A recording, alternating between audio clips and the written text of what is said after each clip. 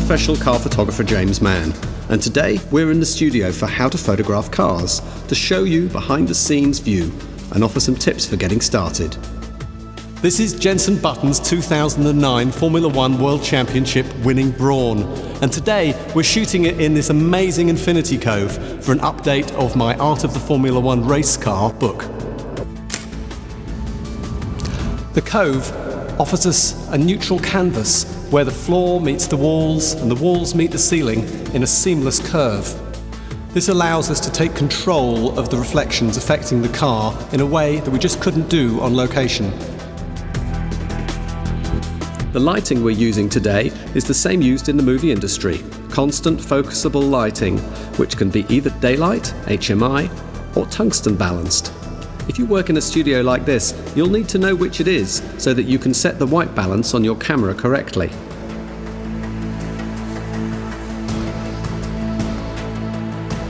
Shooting in a studio is a team effort, and you'll need a good friend or assistant to help you move the lighting to the right spot whilst you direct from camera.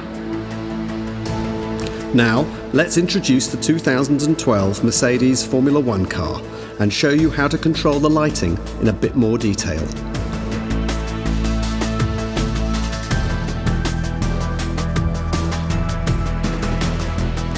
Start off with two lights either side and direct your assistant to pan up or down or swing left and right each light onto the wall or ceiling until you can see it reflecting into the right part of the car. Out towards away from camera. So that's it, pull it there. That's the bit we need to fill in. A light on the back wall is a must to separate the car from the background, but don't make it too bright as you may lose the top line. Once in place, slowly flood each light to get the best effect.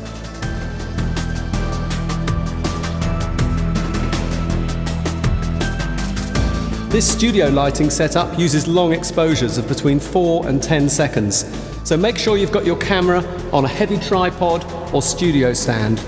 I always shoot RAW in the studio as it offers more options and adjustments in post-production. It's a good idea to bracket your exposures when you're in a high contrast situation like this.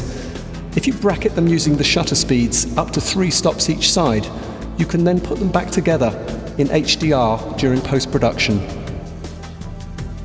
Watch out for flare hitting either the car or the camera, and adjust the barn doors on the front of the lamps, or set up flags to block this out. Shoot a few frames to check exposure and adjust or add lighting if you need to, but don't get too carried away with lights all over the place, as nearly always a simple setup looks best.